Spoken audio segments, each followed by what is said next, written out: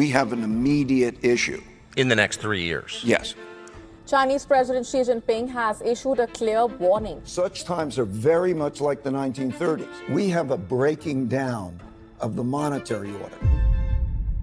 What's up, you guys? It's Graham here, and we got a problem. Not too long ago, the billionaire Ray Dalio posted a video titled Principles for Dealing with the Changing World Order. This was a 43-minute long presentation about the impending downfall of every major economy as we know it, how these evolving cycles typically happen on a regular basis, why the times ahead will be radically different from those that we've experienced in our lifetime, and how we could best prepare for what's to come based on predictable events that seem to happen once every 100 years. Although now he says we are living through exactly what he was talking about, as in we've just seen weakening of the dollar, tensions around the world, and lost confidence in the United States, all signs that the shift isn't coming, it's already happening. And the question isn't if we're in the middle of a changing world order, it's how deep in we are and what we're going to do about it before it's too late. That's why we really got to discuss exactly what he says is going to happen and what you could do to best prepare going forward, because like it or not, this is going to have a direct impact on you, especially if you're caught off guard. Although before we start, as usual, if you enjoy videos like this, it would seriously mean the world to me if you hit the like button or subscribed if you haven't done that already.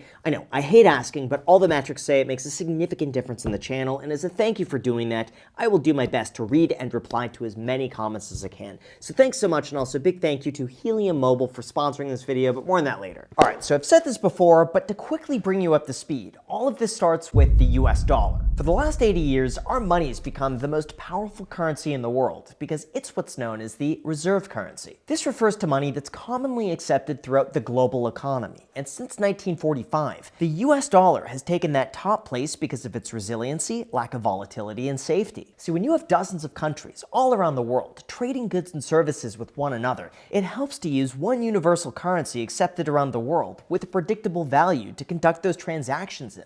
Otherwise, you run the risk of getting paid in one currency that could be difficult to exchange, and by the time you're able to convert it back to your native currency, the value may have risen or fallen. Of course, the United States benefits from this as well, because the more countries hold the US dollar, the more demand there is for the US dollar. The more countries lend the United States their money, and the more buying power we have throughout the rest of the world. But the United States is now said to be under threat of losing its reserve currency status as other options are starting to take away market share, especially with the implementation of tariffs. So in terms of why this is happening, Ray Dalio explains that this is all part of the changing world order. As he explains, throughout history, there's a constantly changing world order between the leading economy and the rising economy, and over time, one will fail to make room for something new. For example, prior to 1945, the reserve currency was held by the British pound, which lasted for 105 years following the French Revolution, followed by the Netherlands, followed by Spain, and Portugal, and Venetian gold, and so on,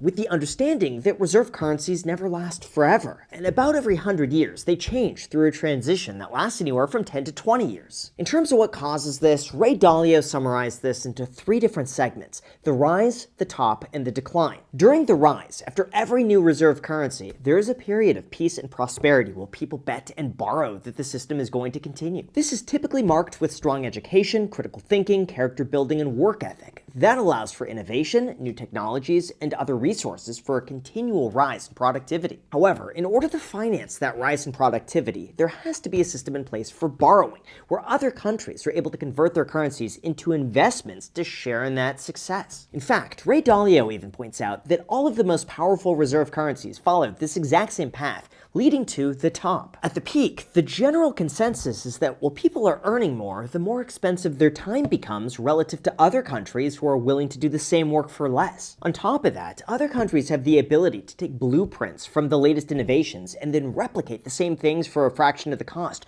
reducing the leading power's competitiveness. At the same time, as people become richer, they tend to work less. Values change across generations, and as a result, they continue borrowing at the same capacity without contributing to more innovation. Now, even though excess spending and borrowing could be great in the short term, long term, he explains, it actually weakens the economy because at some point, it becomes unprofitable to sustain, and the country grows deeper into debt, potentially then resorting to borrowing from poorer countries who are able to save more. The tipping point, though, comes from when people lose their faith in the reserve currency, refuse to lend more money, and would rather sell than reinvest their profits, leading, of course, to the decline. Ray Dalio explains that during an economic downturn, if a country can't sustain their own debts, they have to choose between defaulting and printing more money. They're always going to choose printing more money. This devalues the currency, it increases inflation, and since the 1990s, the central bank has stepped in 3 times to finance an economic collapse. That would be during the 2000s dot-com bubble, the mortgage crisis, and again during COVID, giving way for other countries to eventually come in with their own currency and try to change the existing world order. Surprisingly, he explains that these events have repeated themselves time and time again since the beginning of the Roman Empire, and even though no two changes are the exact same, there is a familiar blueprint that we could look to in terms of what's going to happen in the future. And that, of course, brings us to today. Although before we go into that, look, it's no surprise I've been a huge advocate of doing anything you can right now to cut back, lower your expenses, and save as much money as possible. Like in terms of what's going on in the markets right now, I'm seeing this as one of those rare times where you're able to buy into equities at 20% discounts from where they were a few weeks ago. That's why when it comes to saving money and finding less expensive alternatives, our sponsor, Helium Mobile, is there to help. For those unaware, Helium Mobile is a new phone carrier with plans that actually pay you to use them. As in, you could potentially lower your cell phone bill down to $0 a month with their free plan, which offers you 3 gigabytes of data, 100 minutes of voice, and 300 texts with no credit card required. Or if you're finding yourself needing more than what the free plan offers, they have other options, including an unlimited plan for just $30 a month, all with no contracts. In fact, they're able to offer such competitive rates because they tap into a nationwide 5G network and a community-powered network built by everyday people like you. It's kind of like the Uber or Airbnb business model where they pass on the savings to the subscribers. And when you opt in to share your anonymized location data, you're actively helping expand the community network, highlighting where coverage is needed the most. Plus, as a thank you for participating, you'll get to earn cloud points, which you could redeem for gift cards to your favorite spots. I really like this because it's able to give me a no-cost second line that I could connect to my existing phone through an eSIM, and anytime I'm in a location without good service, I could switch on over absolutely for free. So if you want to try it out, again, even as just a free option for more cell phone coverage, feel free to use the link down below in the description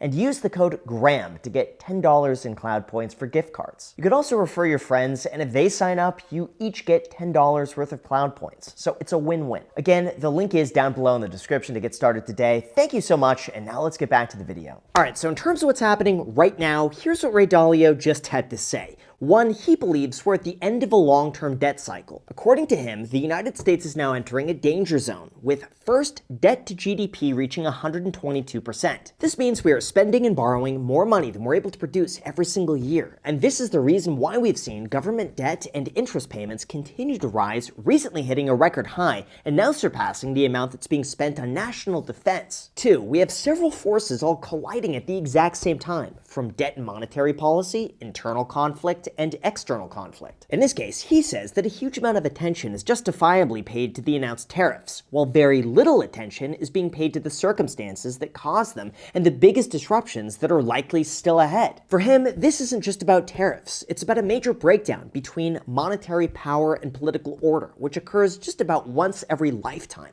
For example, he believes the United States borrows too much while countries like China rely on the US to buy their goods. And when there's a breakdown in trust, it weakens American manufacturing, it hurts the middle class, and it changes how our money is used around the globe. This leads us to number 3, extreme political division. In fact, according to polls, we are the most divided we have ever been in history. Why? Well, in the United States, there's a big difference between people's education, the opportunities they have, how much money they make, and what they believe in. And when the government can't solve for some of these inequalities, both sides fight to stay in control, and that leads to a lot less stability throughout the rest of the world. That winds up with 4, global order is breaking down. As Ray Dalio explains, we've taken an America First approach rather than a multilateral world cooperation, which would lead to the most growth for everybody. And this comes at the long-term expense of our goodwill. This is why he recently went on Twitter to say that you shouldn't be distracted by the news and tariffs. That's merely the sideshow, and if you pay attention to that,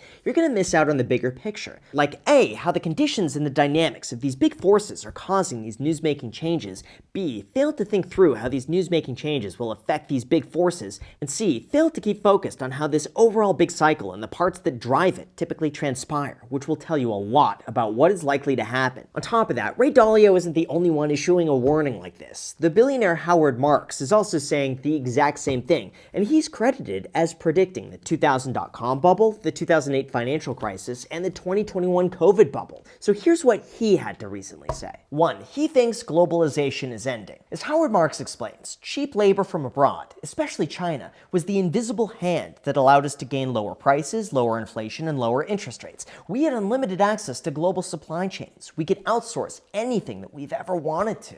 But that dynamic is quickly changing. This is said to result in higher prices, slower supply chains, and greater volatility, of which tariffs are just the symptom to a much greater issue that can't quickly be solved. 2, he believes that domestic manufacturing is going to rise. Defense, aerospace, commodities, infrastructure, and utilities will increase, and safe haven hard assets will matter again, and losers will be global retailers reliant on imports, debt-loaded companies, tech firms with slim margins, and emerging markets tied to exports. And 3, this might result in some very good buying opportunities. As he recently said, now with unimaginable risks on the table, it's appropriate to sniff out for bargains. The babies that are being thrown out with the bathwater were on the case. Although as far as what the markets think of this, as well as what's right in front of us today, none of this really compares to what's happening in the bond market.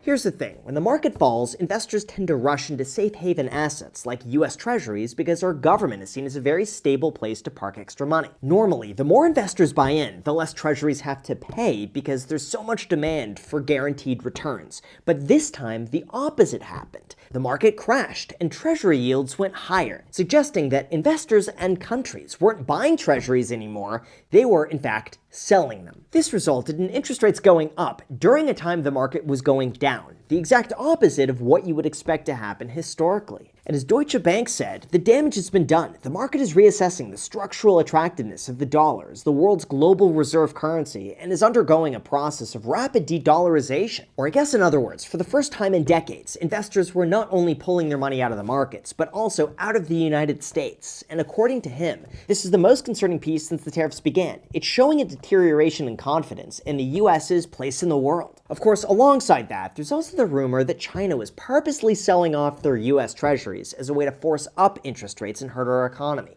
especially now that they've increased their gold stockpile for the 5th straight month. But I do think it's important to reiterate that this is not 100% confirmed, and I take it with a grain of salt because there's no way of proving it was 100% them. We just have no way of telling. Regardless though, shortly after this, the Federal Reserve went on record to say that they're prepared to intervene in financial markets if liquidity issues arise, basically reassuring everybody that if interest rates spike up too high, they are prepared to artificially bring them back down to save our economy, pretty much reaffirming exactly what Ray Dalio said would happen as countries continue to print themselves into more and more debt that just becomes harder and harder to pay back. That's why one analyst went to say that this sell-off really could be about default risk. This might be saying something about the US government's ability to function. There's every reason to be concerned about the government as a going concern. Now, thankfully, since then, the Treasury market has somewhat recovered, although in terms of my own thoughts and whether or not this is something to actually be concerned about, here's what I think. Overall, Ray Dalio has made quite a few predictions, and admittedly, he has a decent but not perfect track record. For example, in 2015, he warned of a 1937-era stock market slump, but the markets wound up continuing to move higher. Then in 2016, he said that central banks would get so desperate that they'll give away money, which wound up later being the case in 2020, although in fairness, no one could have predicted the COVID shutdown. Later in 2018, he predicted that there would be a market surge ahead, and if you're holding cash, you're gonna feel pretty stupid. But the market ended up being down 6% over the following 12 months before later resuming new all-time highs. Then he went on record to say that the US dollar reserve status was in jeopardy, which has started to play out, but not yet to the degree that would make a material difference. All of that is to say that no prediction is perfect, and in a situation that seemingly changes by the day, anything can happen, and you're gonna have some predictions come true just because if enough people say it, eventually one of them is going to be correct. This is why I certainly appreciate the warnings, and I love hearing the rationalizations for why certain events are taking place, like the bond market sell-off. But we also can't discount the fact that the Federal Reserve said they're willing to step in and prop the markets up if needed, and if history is any indication, they're gonna continue doing this for as long as they can. In essence, the free market really no longer exists, this, and everything could be easily manipulated with just the click of a button. Take China, for example. They own about $800 billion worth of treasuries. If they wanted to, they could tank the entire bond market by selling them off all at once and forcing the Federal Reserve to intervene. Or it could all just be a rumor to blame China on the lack of confidence within the United States.